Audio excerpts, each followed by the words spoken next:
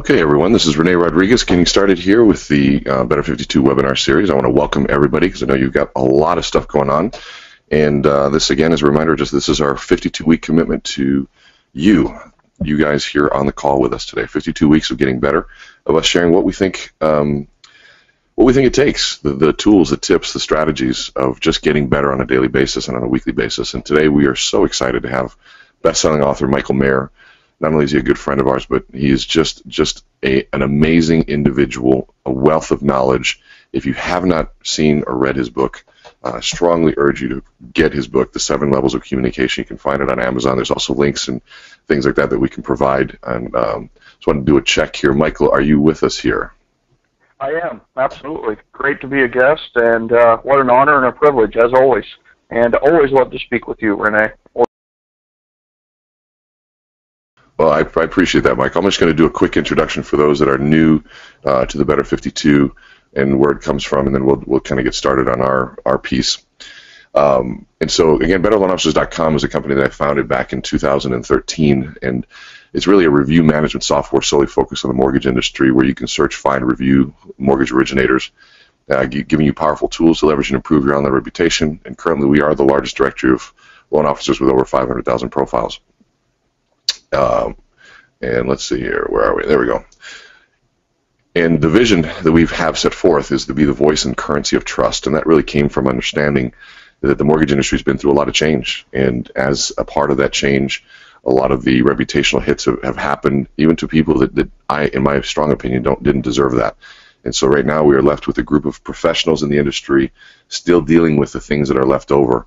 And so our mission is to provide you tools that give you a voice that conveys trust and professionalism with consumers and referral partners. And so this is part of the tools, part of this mission. And so we're really here to provide you that voice. And today is really about a voice, especially the topic that we're going to be talking about here. So when you get a chance, please, the only thing that we ask, because these are free, is go and claim your free profile. When you go to BetterLoanOfficers.com, click on the For Loan Officers button. It will bring you to this place where you enter your NMLS ID. And once you do that, you'll be taken to a place to claim your profile. Once you claim your profile, it's very simple. Fill out your information. And the reason why you want to do it is you get all sorts of wonderful tools where you're verified. You get a thing we call a pro sheet, which I'll show you at some point. You have ratings in the areas of communication, accuracy, responsiveness, and turnaround. A great place to keep testimonials, and Michael will talk to you about the power of testimonials because he is the most recommended person, I think, on LinkedIn, that's a huge thing with the millions upon millions of people that are on LinkedIn. And so lots of wonderful, powerful tools. And again, the visual that I love about why we're doing this is we've all set business plans, and we've all had business plans set in a certain direction. But I think we've all experienced the feeling of just not everything functioning on all cylinders and not feeling like we're fully aligned in that direction. And so one of the main goals of what we're doing here today is really trying to set that vision out there, but also aligning all of the little elements of your business and your life to head in that same direction. That's what the Better52 is about. And so it is my pleasure. It says next week here, but it really is about today. Michael Maher.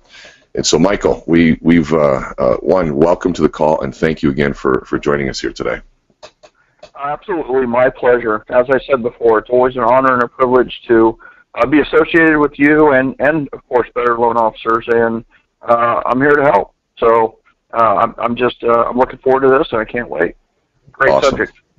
Well, this week every month we choose a different topic, and this topic was around powerful introductions. And let me give a little bit of backdrop as to why I think this is such an important topic, and I cannot wait to get into your methodology, because I think your methodology is such an exciting one. And so one of the things that I've learned in my, almost 22 years now of being in sales training and learning about sales is that everybody has call reluctance.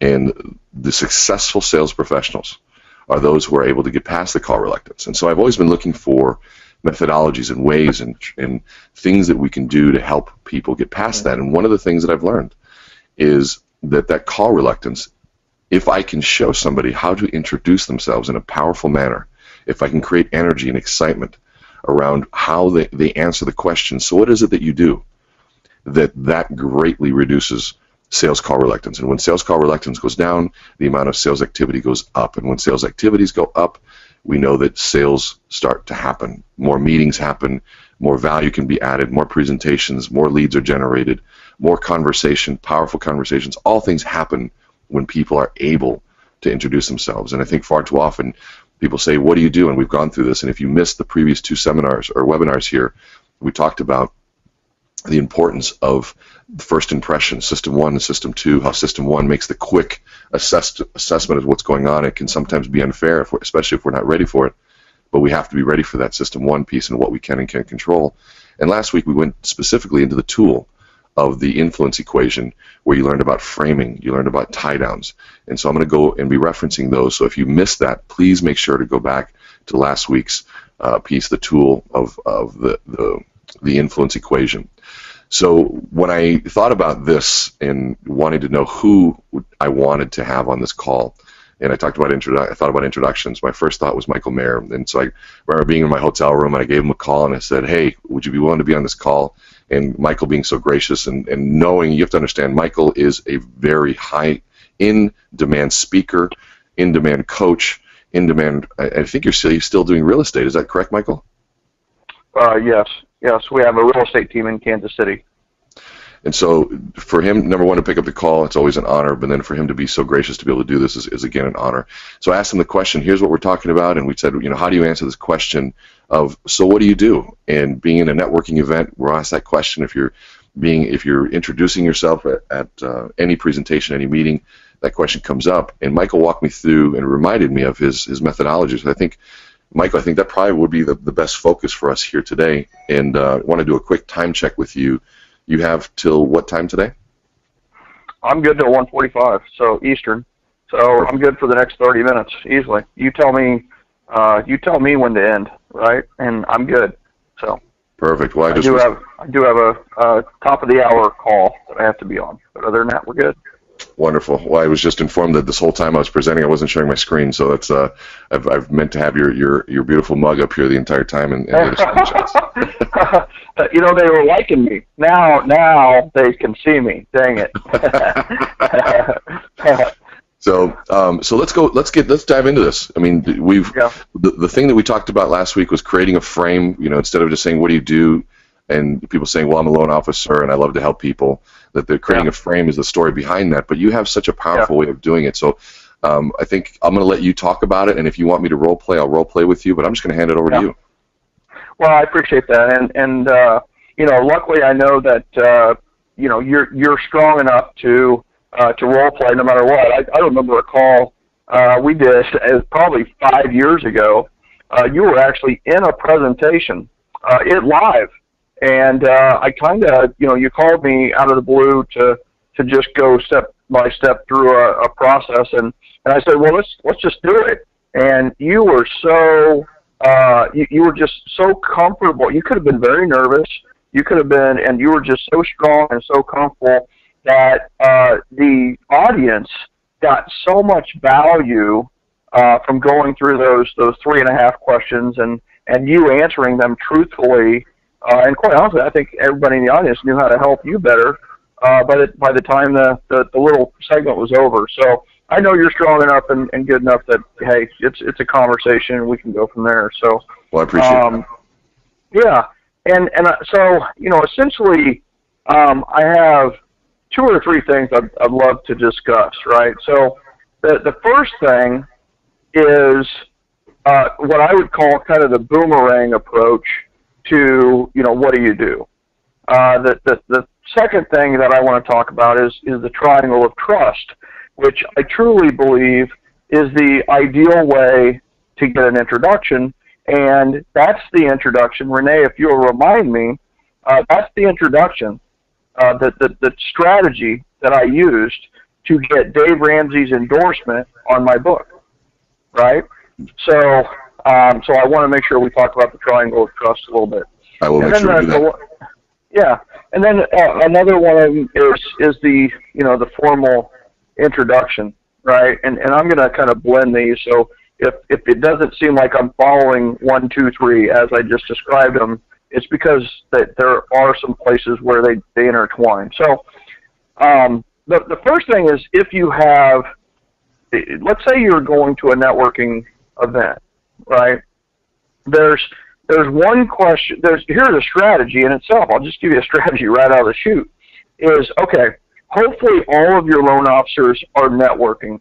It's the fastest way to meet new people, and it's one of those where if you are newer to the business, it stretches your sphere of influence the fastest, and a lot of times the best. You tend to get into a cycle. It's kind of like, I have a 6-year-old, so I can reference these movies, but a lot of the people who have kids on here are going to relate.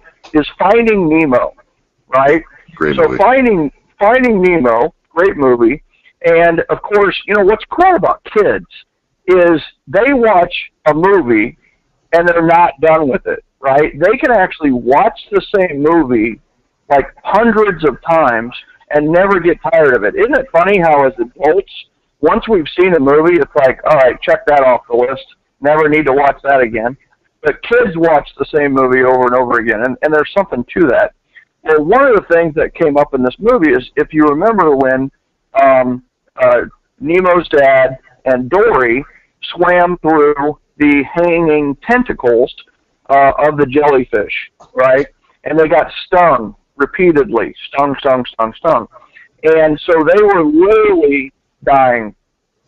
Well, I'd be interested, like, Rene, do you remember, like, who saved them and what they did next? Do you remember that segment? I've seen that movie several times. Your kids are older, so, yeah. I've seen that movie several times, and there's certain scenes that stand out for me. Especially the last scene where he was, he was the one who made the big difference. But you got to remind me what happened there. All right, so here's the thing, right? So they are both dying. Well, Crush and the team of turtles, a family of turtles, essentially picked them up and put them into the Australian East Australian Current, right? Yes. And in the East Australian Current, they were barely even moving their fins, and they were going like 120 miles an hour, right? It was easy, and they were moving very fast. Well, for everybody that's listening to that, I want you to know that's what networking is, right? Networking is going into this East Australian Current, and you will be thrown fast forward ahead with a lot of relationships and a lot of opportunities. So networking in general is something that you need to make part of your weekly routine. Now, don't go crazy with it. Don't do 6 hours of it, but at the very least, get an hour, get 2 hours, and go to the chamber, go to a networking group, whatever it may be. And I'm going to give you a strategy, because one of the biggest frustrations that we have with networking is that there's a lot of those people that we meet networking who are just there to take. They're literally there to just sell you a water filtration system or sell you their MLM product or whatever it may be. And the thing is some of them are great people and great to network with, but some others aren't. So what if we had a strategy that would allow us to cut to the chase, to actually get introduced to the right people? So here's the strategy. What's funny on that too, Michael, just can chime in there, is that, one, I love what you're saying. Networking has to be a big part of your business, and we've been talking about the 6 money-making activities, and the first one is prospecting, and prospecting is about generating leads, and networking is one of the most powerful ways to generate those leads. And I love that example of there is a stream out there already, is really what you're saying. There's a stream out there that's happening. There's a stream out there of business that's flowing. People are being introduced. There's stuff happening, and networking allows you, especially if you do it right, allows you to jump into that stream, and all of a sudden the flow of new opportunities and new leads just starts to happen. And that's right. What I'm excited to hear from you is you have a very powerful methodology to, once you're in there, how do you even make that more effective? How do you even make that more powerful? That's right. How do we maximize that opportunity, right? So now we know there's an opportunity.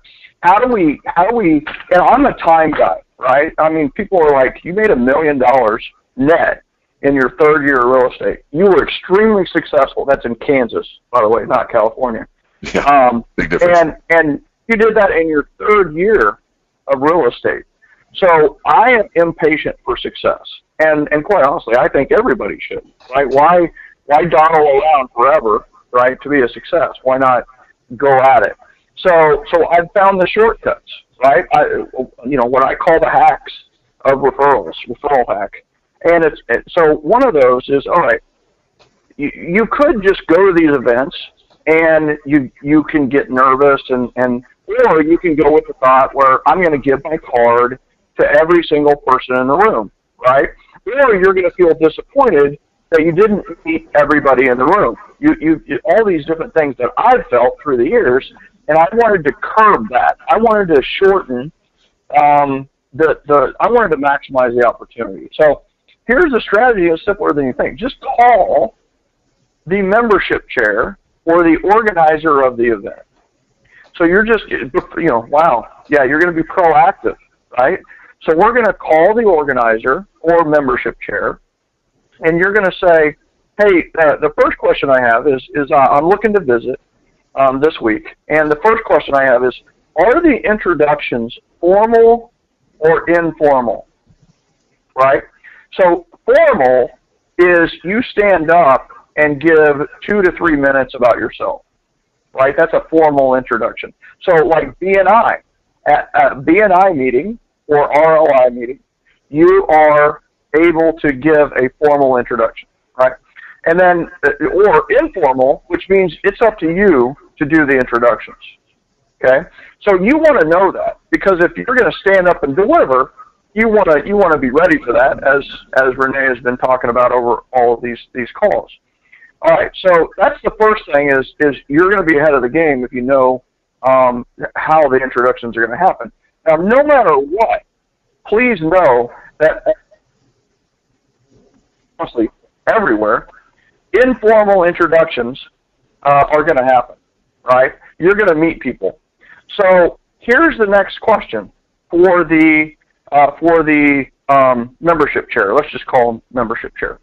Is, all right, so here's the thing. I'm in lending.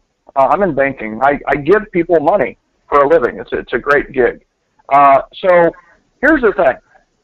Is all of the people that are going to be at your networking event, who are the 2 or 3 that, kind of knowing my profession and knowing that I'm, successful and I want to meet successful people, who would you suggest are the 2 or 3 people I should meet? Like, who's one? And they're going to give you the name. Let's say John Thomas, right? It's like, all right, you should meet, well, okay, great, John Thomas. Who else should I meet? You should meet Michael Rodriguez. Oh, great, cool, all right. And so who else you should meet Joyce Lehman. Okay, awesome, Joyce Lehman. Anybody else? Yeah, absolutely, you need to meet Kurt Rinke. Okay, awesome. By the way, so first of all, tell me a little bit about John Thomas. So you're going to ask about each of those people, right? He's a realtor, he does this, he's part of the ambassador program, and you're going to get a little bit of stuff. Now, and here is the important thing, right? Is that you're then going to say, all right, I've decided I'm going to come. I'm kind of interested in your chamber, and I'm going to come to this networking event. If I show up early and introduce myself to you, would you be open to introducing me to these 4 people that you mentioned when they get there or when I see them? And that membership chair is going to say yes. Now, Rene, why do you think that membership chair says yes every single time? Well, they're trying to grow membership. They're trying to get people to come to their event, and they want to make sure they're starving to add value at these events. Yeah. And you've just showed them the simplest way and the direct way to add value to a potential new member. You've done him a favor now. Exactly. Well, first of all, they have a vested interest in you joining. So they want you to join. So they're going to do that. And it doesn't cost them anything. And also, it adds value to the 4 members that she's going to introduce you to, right? So, and it gives he or she something to do at the event that adds value to you and to them. So, so that's a powerful strategy. And that moves into you're going to show up 5 to 10 minutes early, which as a lender, I have no problem telling you that. As a realtor, I would tell you to show up 20 minutes early, because then you'll show up 5 minutes early. But you're not realtors, you're lenders. So you're going to show up 10 minutes early. If I say maybe you should show up 10 minutes early. 10 minutes early, you shake the hand of the membership chair, and you say, hey, is there anything around here that I can do to help? Right? I mean, is there a setup? And they're going to say no. They always say no. I mean, sometimes I have had a few things that they told me to do that were, you know, could you put that sign up over there or whatever. But the bottom line is that you've shown a couple things, right? You've shown 3 things before the event has even started. You've shown you're proactive, and everybody on this call needs to know that proactive is just an abbreviation, right? Proactive is short for professionally attractive. And the first, those who are proactive are extremely professionally attractive. So that first thing is that if you want referrals, you first need to be attractive.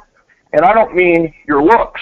I mean the way you run your business. So being proactive is the start, professionally attractive. So the second thing is you've shown that you show up early or on time. And the third thing you've shown is that you're a helper. You are an ideal candidate to join any group in the history of mankind. So she is going, or he is going, to introduce you to the 3 or 4 people with gusto. With, I mean, absolute gusto. With like, this is the greatest lender in the history of the world. And you're like, this lady or this guy has never done a loan with me. But just wait till you see how they introduce you, right? Now that strategy is something that you could do in so many different instances, not just with membership chairs, not just with networking events. And so what are we leveraging there, Rene? I mean, kind of what, you know, how is this introduction different than what you've seen or what you've heard from loan officers? You know, I'm looking at this number one, the simplicity of this, and the, oh my gosh, this is so simple, I can't believe I haven't done this in the past, but the pure genius behind it. Number one, it's, you know, we can say, hey, let's practice a powerful introduction where I can introduce myself cold, which is an important thing, the informal piece. But if I believe in sales, you have to look at what you can and can't control. And you're outlining so many things that you can control that control the frame by which I'm being introduced, the way that I'm being introduced. And when you're talking about triangle for trust, you know, I'll tell people all the time, the introduction is all about leverage for me. And if somebody watches a video of mine, if somebody reads an article I've written, you know, if somebody read your book and then they meet you, there's leverage there. But if I walk into a place cold and nobody knows who I am, there's no leverage there, and the sales cycle takes longer.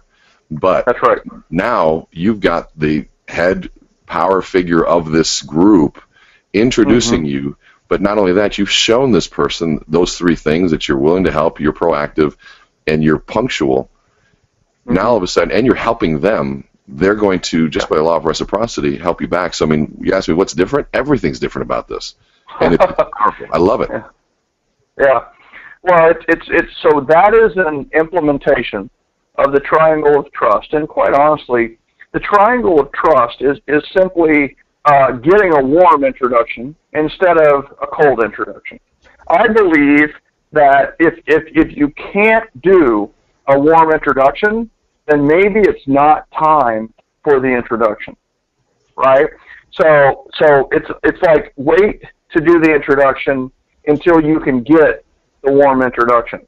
So the triangle of trust is simply taking someone you know and bridging the gap to someone you don't know. That's all the triangle of trust is, right? You already have trust between you and your friend or your ambassador, your referral partner. And so for a loan officer, listen, the way I'm getting new agents in my community, in my sphere, is by utilizing the agents I'm already in relationship with. So, you know, I want the realtors who I know to introduce me to other realtors, and I want you to know, like in our coaching, it is the mortgage professionals have it easy, and they see success the fastest. And the reason for that, with a realtor, when we're coaching realtors, we first have to identify who they're going to start networking and talking to, right? So, and with a realtor, that could be a financial planner, insurance agent, perhaps mortgage professional, lawyers, you know, and other financial services and other things. But there's all these different avenues, right? Whereas when we're coaching our mortgage professionals, they have a defined target market with their realtor, which I know better than anyone. So what happens is the cool thing about marketing or communicating or building relationships with realtors is, first of all, they're really easy to find, and second of all, is they get together every week in a small community at their team meetings. So there's all these opportunities for them to talk about you. But here's the thing. Are they talking about you? And if not, why not? And if not, let's strategize on how we can get them to talk about you, right? And we do that successfully. And this is one of the strategies is utilizing taking a relationship you already have and seeing who they can introduce you to within their office or who they co-op with, and then you get this introduction. But the thing is you don't stop with them saying, let's say it's me, right? You come to me, and we're already working. Like, Rene, you're doing all my loans, or you're doing half my loans, right? I've never been one to give all my loans to anyone, but it's one of those where, all right, so you're getting half my loans. We have a great relationship. And you come to me, and we're having a conversation. It's like, Rene, you knocked it out of the park, dude. It was great. We had a great closing. Thanks for all your work on that. And you're like, you know what? Thank you. Here's the thing, right, is you are in the office all the time. Who's the next future rock star like Michael Maher in your office? Like, who's going to be Rookie of the Year, right? And it's like, oh, you know what, Dave. I know Dave Hill is going to be the guy. And you're like, well, how well do you know? I know Dave Hill. Dave Hill's come to me for advice. I've mentored him a little bit. He's a great guy. And that's where, would you do me a favor? Would you just introduce me to David Hill? And it's like, yeah, absolutely. And now that's where some people stop.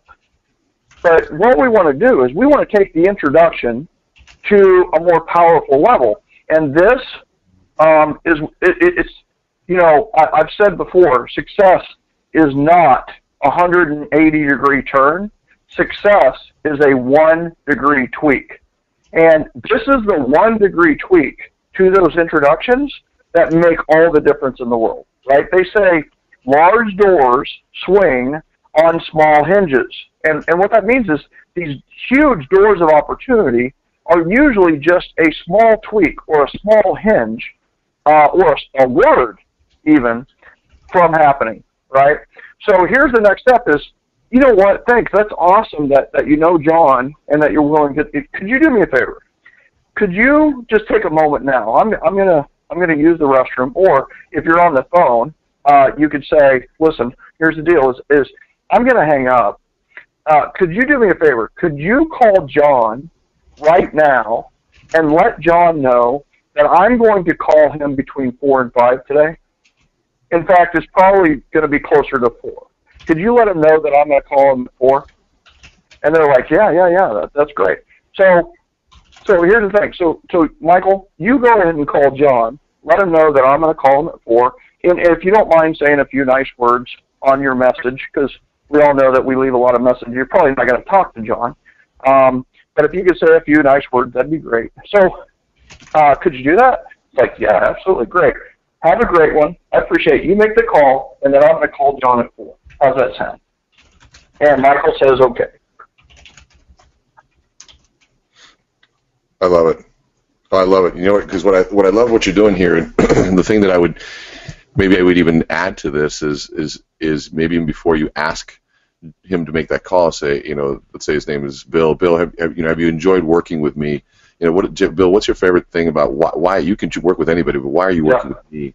And almost remind him of what it is, and you know, he'll share what those nice things are. And then I say, you know, oh man, I really appreciate it. I really enjoyed working with you too. Would you mind telling John and maybe give him a call right now, let him know, and if you could just share those things with me, that would really be helpful. And then afterwards, please let me know, is there anybody that I can help you with?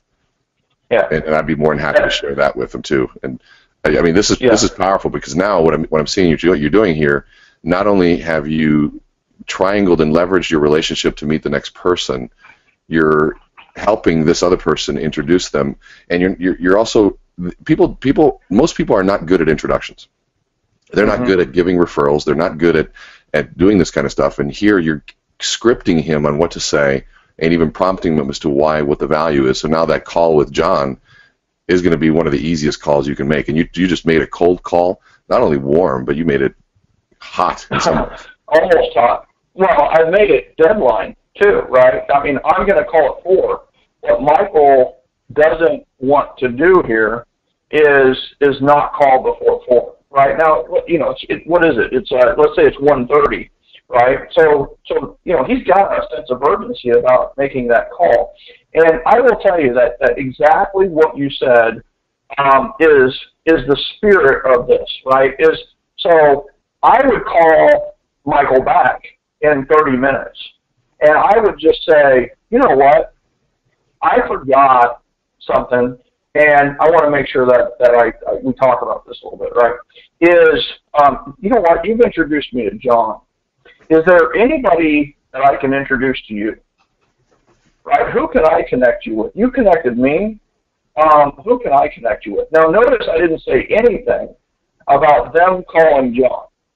Right? I said they were going to connect me, but I'm not calling to hold them accountable. We just had this with a coaching client of ours who kind of held them accountable, and it didn't turn out as pleasant as they wanted it to. It all ended up good, right?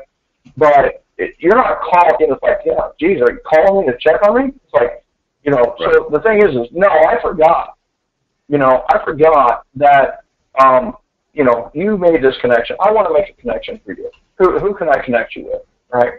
So it is that spirit of reciprocity and helpfulness, and so on and so forth. So you nailed it. And then the other thing you said that was so. Yeah. One of the things that I was going to add to that is, one of my rules is if you have to feed the network that you want to be a part of. And I loved how you said most people are there to take, but you've got. I'm always thinking, how can I feed? And there are certain networks that I have fed for 10 years without asking anything. But that moment that I needed to ask, there was 10 years of value ready and willingness, and people couldn't wait to help. Yeah.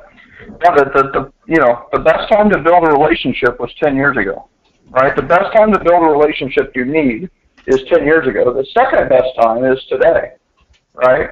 So it's one of those where, people wonder, how the heck did your book become a bestseller in 7 days without any marketing, email promotion, or anything else? Well, I had 25 years of building great relationships. And honestly, the first people who bought my book were not buying the book because of the book. They were giving me $30 because of the value that I provided. In fact, Jim Sanger said it very well. He said, at first, I started reading the book for Michael. Right? I was reading it because I thought I could give him some feedback, and because, Michael's a friend, right? But by the end of the book, I loved the book because of the book, right? And that's the key here, right? Is build those relationships, before you need them. Absolutely, it's such a simple concept and something so powerful. It's powerful. I love it. So that leads to. The other places we've used this is, so this is how I got the Dave Ramsey endorsement, right, so in 2007, I was part of a group called Star Power with Howard Brinton, who is one of my 3 major mentors. I've had 3 major mentors in my life. I've had my dad, Howard Brinton, and Zig Ziglar. Luckily, I've had 3 phenomenal mentors. So here's the thing, is I was at Star Power, 2007. Now remember, the writing was on the wall for the market in 2007. Like, we knew something was shifting, something was happening. So there's like 2,000 people at this conference, And one of the representatives of Dave Ramsey was there to tell people about the Dave Ramsey endorsed local provider program, the ELP program, where Dave Ramsey would refer you, right? And he would give you leads or give you referrals. So he did his little presentation, and then he stood outside in the hall. His name's Heath, by the way. And Heath was standing outside in the hall and said, hey, give me your card and tell me about what you're doing if you're interested, right? So there's 400 people in the room, and there were 400 people afterwards attacking him, like throwing, literally, like reaching over people to throw business cards in his face. I mean, it was like a feeding frenzy for sharks. And I'm standing there watching this, going, holy cow! And these were some of the top producers in the country look like little kids, right, trying to get at this. And so I'm standing there, and I knew that Stephanie and Derek Evelo knew this guy because she did the introduction. She introduced Heath to start the session. So Stephanie and Derek are standing there looking at the same thing going, holy cow, he's being bombarded. Well, I go over to Stephanie, and I say, listen, Stephanie, I know you know this guy. Would you be willing to introduce me when maybe things calm down and just let him know, who I am, where I'm at, whatever you know about me, right? And luckily, Stephanie and I know each other very well, so she knew a lot. Well, she didn't. I think she kind of saw it as an opportunity to save Heath a little bit, right? So Stephanie grabs my arm and walks me to the front of all 400 of the. Now this is before you might think, well, sure, it's Michael Maher, he's a best-selling author, or top, this. No, this is 2007. The book came out in 2010. So this is me just being a little peon realtor from KC, right? But I had a friend in Stephanie. So Stephanie drags me to the front and says, Heath. And Heath is just, you can just tell he's overwhelmed, right? She goes, Heath, take a second here. I want you to meet someone special. I want you to meet Michael Maher. He's from Kansas City. He's the guy for your ELP program in Kansas City. And I go, Keith, listen, you're being bombarded now. I know this is not the time, but I'd love to talk to you about what you're doing. And he says, can I have your card? And I go, absolutely, here's the card. All right. So I gracefully exited while he continued to be bombarded. And so here's what's interesting. So 2 hours later, I get a text message that says, Michael, what are you doing for dinner? And I go, who is this? and it was Heath. And Heath with Dave Ramsey. And I go, I think I'm open. And so he says, well, Stephanie, Derek, and a few of us are having dinner here later on, right? So we had dinner. We had a great dinner. We had a great conversation. Needless to say, we became the ELP for Kansas City, first ELP for Kansas City. And can you define what ELP is? And the ELP is... endorsed local provider. So it's Dave Ramsey is endorsing certain local providers in certain markets. So Dave Ramsey sends me his referrals, right, for Kansas City. So what's interesting, so we have a great, and me, now here's the thing, me being me, you might think, all right, I'm in, things are good, let's stop building that relationship. No, I continued to find out about Heath and his family and things he was doing and so on and so forth, and built a great relationship. Well, fast forward 3 years later. Now, wouldn't it be great for a first-time author out of Kansas City, little kid from Kansas City, to have his book endorsed by Dave Ramsey? Wouldn't that be great, right? So what happened is I emailed Heath, and I said, Heath, you got a second. I got on the phone, I talked to Heath, and I said, listen, I have this book coming out that I think is going to make a difference. I'd love to have Dave's endorsement. how's the best way to maybe go about that, right? He goes, send me the manuscript, and I'll get it on Dave's desk. It gets on Dave's desk. Dave emails me and says, I read your book twice. I love it. Here's 3 endorsements. You pick the one you want to use, right? So the triangle of trust used twice allowed me to climb the ladder to Dave Ramsey, right? And I've had dinner at Dave Ramsey's house twice, right? And it's one of those where if the triangle of trust, I mean, how many times do you think he gets people emailing him or calling him about doing an endorsement for a book? He's only endorsed 4 books in his life. So let's take this to the next level. I want to think about. So we've got loan officers listening to this, and I'm guessing what they're asking is, okay, so I'm hearing that the triangle for trust is saying, okay, I got to identify the target, that person of leverage that I really need to meet. So maybe it's a top agent, maybe it's a top financial advisor, whoever it is, that person that has what it is that they're looking for. Second, so identify where my triangle of trust is. Who's that person that can bridge that trust and bridge that gap, and then provide value to that. And of course, the underlying piece here is make sure you've provided value in the past. It's hard to triangle for trust with people that you've added no value to. So I would say if you haven't added value, let's begin there. But let's assume that we've been able to do that. Let's walk through a scenario for a loan officer and how they would do that. I mean, you're an agent. I'm guessing there are people that would love to get Michael Maher business, but there are a lot of agents out there that people would like to get. So talk to us about that. You know what? It goes right back to the example that where I used it was you were the loan officer and I was the agent, right? Instead of maybe having a target, right? In this case, you're going to allow me to choose the target, right? Where I picked John, who was most likely to be Rookie of the Year, it was my idea for you to contact John, not yours, right? So there's power in that, is that I'm introducing you to John because it's my idea. Now, the other side is that you do have a target in mind, like a Dave Ramsey, right? Then you're going to go through the avenues to figure out how to get to the target. Right. So let's think about this. So there's 2 methods there. Let me give you a different scenario too. Let's pretend that there's a new office, there's some new agents. I don't know if I have that triangle. I don't have that introduction, and I've got to go in and I've got to go in somewhat cold. What do I do then? And by the way, folks, let me just make sure people know I'm watching the questions here. There's some folks are saying they can't see the slides. But if you can't see the slides, please say something. We're trying to figure out why that is.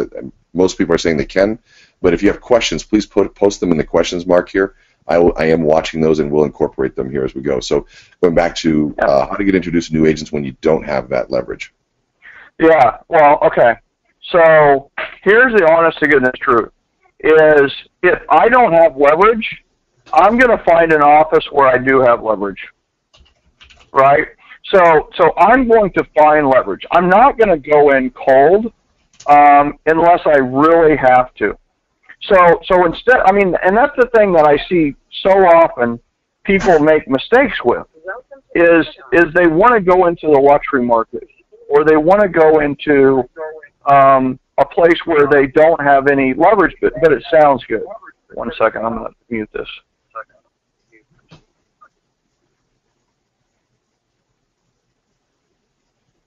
And so as you're doing that, the piece that I want you guys to think about is identifying that area, that place, that target that you need to get to. And one, I think what Michael's saying here, and I would agree with him, is first, instead of going to the places you have no leverage, go to the places that you have leverage. And I'd like to define leverage here for a minute. Leverage would be a relationship. Leverage would be a place that you've added value to in the past, where people maybe owe you a favor, or you have something that they need. And so first step would be find a place that you do have leverage. But if you don't have leverage, and I'm sure, Michael, you'll cover both of these, one, to find the one you do, but if you don't, because there may be some newer agents or newer folks in here that want to know, what if I don't have that? What do I do? Yeah. Well, okay. So here's the thing, right, is I believe the secret to success is to build off your success. We call it the BOYS structure, right? BOYS is BOYS, which is build off your success. your next loan is most likely going to come from the last loan that you did, right? So wherever you got your last loan is where you're most likely to get your next loan, right? And that what's so funny about that is that's not how loan officers or realtors or business people think. What they think is, I'll take the money from my repeat and referral business and I'll go spend it on marketing, which makes no sense at all, right?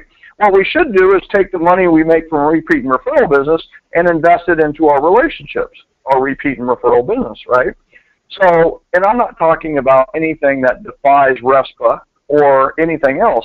I'm just talking about investing in that time, investing in that funnel, repeat and referral funnel, which could mean events. It could mean a lot of different things, right? So here's the thing is that if I don't, let's say I want to get in, well, I do this now, right? I speak around the country, and there are instances where I don't know anybody that works at that ERA office. I just don't. I'm not in Fort Lauderdale, Florida, or I'm not in Orlando. So guess what? So what I do is I get together the people I do know in Orlando, and I say, does anybody know anyone in this ERA office? And then here's where the triangle of trust gets even stronger, and this is the spokes to hubs approach. And I will tell you that I got the Cerner relocation account in Kansas City because of this one approach. The spokes to hub strategy is, instead of one triangle of trust, we are actually going to utilize 2 or 3 or 4 or 5 triangles of trust. So I wanted to meet the HR director for Cerner, and I didn't have a clue who it was. But I had 4 clients who were at Cerner, who worked there. So I asked them, who is it? And her name ended up, it was Monica, right? So I said, listen, here's the thing. I lined them up. I said, all right, today's Friday. I'm going to call Monica at 4 o'clock today.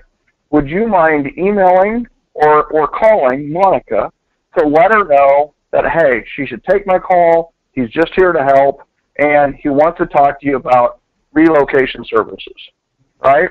And then please sprinkle in some of the things that you know about me, right? So 4 people call Monica. When I called Monica at 4 o'clock, it was like an old friend.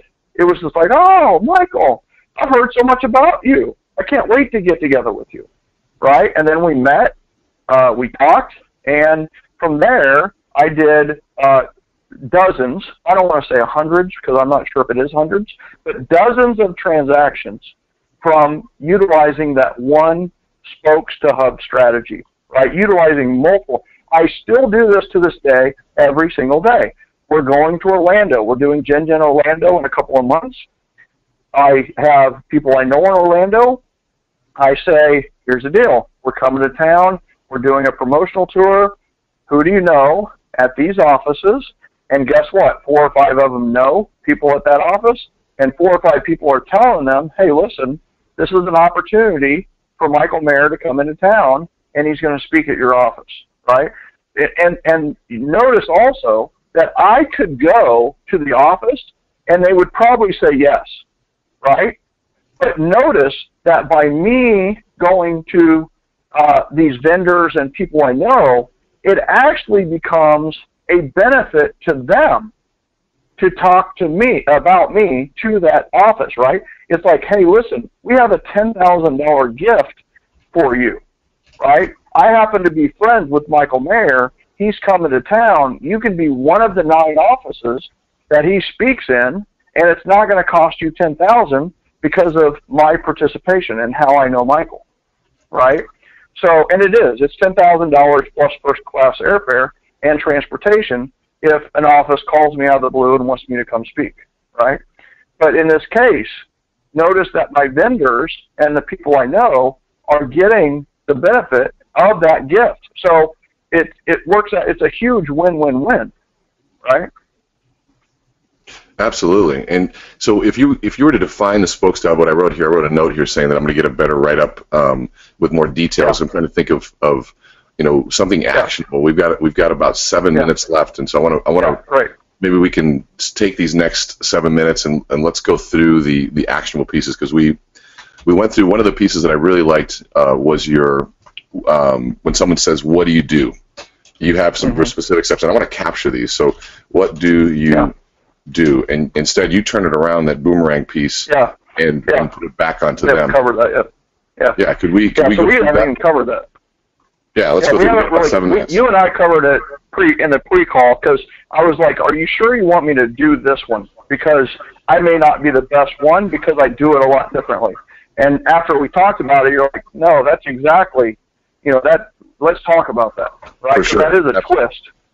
Yeah, because what you're doing is you're really getting the person to talk about what it is that they will do. So let's go through it, and I'll dissect it afterwards. So I'm going to ask you, Michael. So Michael, what do you do for a living? You know what? Thank you so much. What was your name again? My name is Rene. Rene, awesome. Rene, is that R-E-N-A-E? R-E-N? How do you spell that? Rene, R-E-N-E. Actually, it's R-E-N-E. Very masculine. Shortest. You're very masculine, and you're a big guy, so I get the masculinity. I am not threatening your masculinity whatsoever, because I think that would be dangerous for me. So thank you for that clarification. And so here's the thing. Thank you for asking me. But before I get into that, let me ask you, what do you do? That's well, I'm actually. That's a great question. I'm a keynote speaker and consultant in the areas of sales training, leadership development, and change management. I also own a company called BetterLoanOfficers.com. Yeah, so you're an entrepreneur, and sounds like you're very successful. You're speaking, and you're coaching, and you're overseeing this company. And so what? Let me ask you, what do you like best about what you do? What do you enjoy the most? Well, I love sharing my life experiences. I love sharing things that people have shared with me, and I love taking complex ideas like brain research and neuroscience, neuroleadership, and making it applicable to help leaders become more effective, and I like helping sales professionals become more successful. I love that. It reminds me of a quote. The quote is, "Genius is taking the complex and making it simple," right? Like Einstein took the entire theory of relativity and the entire energy equation in the entire world to E equals mc squared, right? I mean, that's genius of being able to narrow it down to something so simple. So taking the complex to simple sounds like a strength of yours. And so speaking and teaching is a big part of what you do, yeah? Absolutely. Very cool.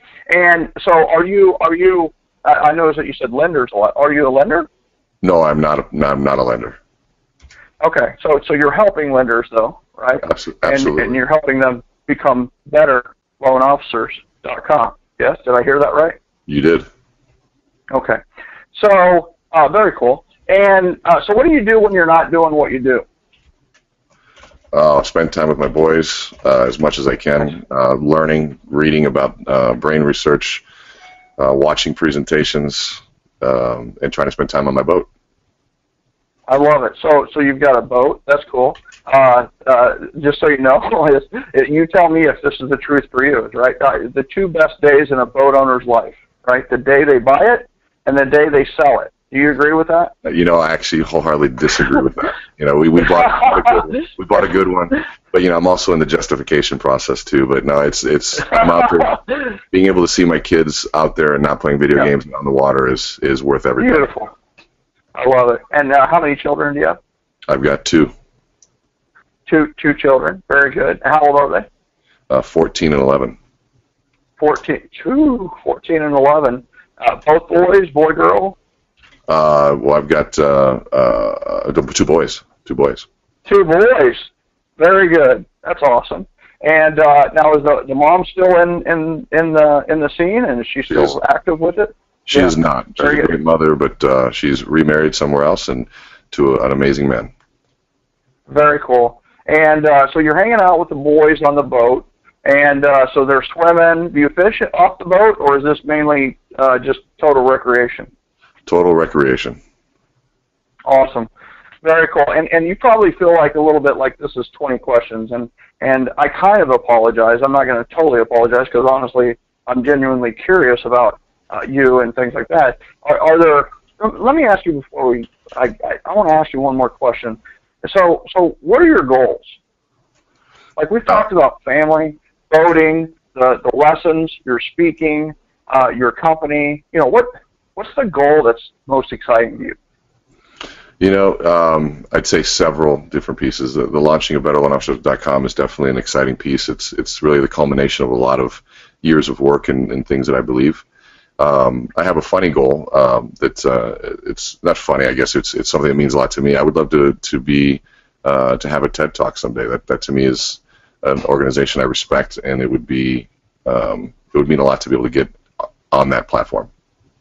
Yeah, so TED or TEDx Talk, and then also with your Better Loan Officers, what's your goal with Better Loan Officers? Right, that seems top of mind. 35,000 users. Okay, very good. That's a great goal. And then on the TED Talk, what would be your topic? 20 minutes. I'm sure you've thought of it. Well, it all depends on which arena it would be in. Now we've got 1 minute, Michael, so we're going to get through it. So it depends on which group would bring me in, but I have definitely a lot of ideas.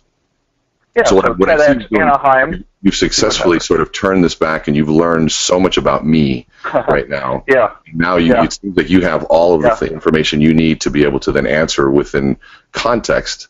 And let's say that I lost patience. You know, not lost patience, but I'm like, so Michael, I mean, I really appreciate learning about me. But so what is it that you do? Yeah. So just so you know, so I said, you know, what are your goals? And I would say, you know, those are exciting goals. And you probably feel like this is 20 questions. And I've asked you a lot of questions. Let me ask you something. Like, so what question do you have for me? Well, I would love to know what you do. Well, here's what I do, and I appreciate the question. Is that what I do is I help loan officers as well, but in a little bit different scenario. What we do is we coach them, if you will, but we coach, we consult. Sometimes, you know, we hold their hands. Sometimes we hold their feet to the fire. But in the end, we hold their arms up in triumph. And the way we do that is we help them build relationships to the point where they're getting referrals without asking. They're actually attracting referrals. This is not about asking for referrals. And in fact, our entire program bans the asking of referrals verbally. So it's all about attracting. And so what I love about this approach, and I'll wrap this up here, just want to make sure that we get people closed out here on time, is your method is, instead of answering right away, which I agree with 100%, especially in the work that I do, I like to know where people are coming from and try to tailor that response to them. I mean, even in this case, you could have said, well, Rene, wow, you really want to be on TED Talks. Well, you know, if you had known somebody, Ted, you could have tailored to that. You could have said, you know, what's interesting is I actually help coach speakers and help people craft their message. Or you could have really tailored, because those are things that you do as well. If I was a loan officer, or if I was a real estate agent, or whoever it was, you could have said, well, what's interesting is I help families achieve their goals in a little different way, and go in and introduce what it is that you do. But you've connected with me. I trust you more than anything, you know, at this point, because you've taken the time to learn about me. And now, if there's something you needed, you have all that information. And you know, if some are thinking, you know, hey, what if I don't have that much time to go through with it? You can always do it simply too. Is, you know, somebody says, what do you do? He says, well, you know, I'd love to answer that in the context to understand, you know, what it is that you do. May I ask what you do? And I'd like to answer that in context. And people say, sure, I'm an insurance broker. Oh, fantastic. Well, one of the things that I do, I've actually helped a lot of insurance companies and insurance brokers specifically generate more leads. Oh, wow, how do you do that? Well, I've got I have the most powerful prospecting tool in the world, which is a 1003. And in that 1003, I know exactly who people use for an insurance agent. I know who they use for financial advisory. I know everything about them. And a lot of our good clients, they'll even have them rate their agent to see how well they are. And I'd like to learn more about you and how you do your practice, because maybe you could be one of our places that we refer people to. And so that to me is powerful. And Michael, man, you and I could talk forever, but unfortunately I got to cut us off and keep. I get it. and I know you've got stuff going on, but I want to thank everybody for staying on here today. And Michael, I want to thank you especially for taking the time today. And please, where can people buy your book? Where can people get into Gen? Because I know you run these amazing seminars. Tell us briefly where exactly they can do that. I'm going to put it on the screen. 3 websites: bookonreferrals.com. Say it again. So bookonreferrals.com. That will get you 7L, right? Because 7L is thebookonreferrals.com. Got it. So the next thing is genevents.com. So GEN events, EVENTS.com. We'll show you where I'm speaking next. And then the third thing is please join me on Facebook at facebook.com/referral guru. So that's /referral guru. Over 83,000 fans out there now. I have one purpose with that site, and that is for you to get referrals by sharing the posts, videos, or images that I share. And I have a picture that's been shared 186,000 times, and it's been liked over 200,000 times. So, and people are getting referrals by sharing my posts, my images, and the videos that I put up there. So, that's fantastic. Yeah, that's what I do. And I hate to do this to you. I actually need to talk to someone about Gen SoCal, which we're hoping to do in December. So I just realized it's 2:04, so Eastern. Well, if there's somebody, you're saying if somebody in SoCal, you're asking if somebody's available?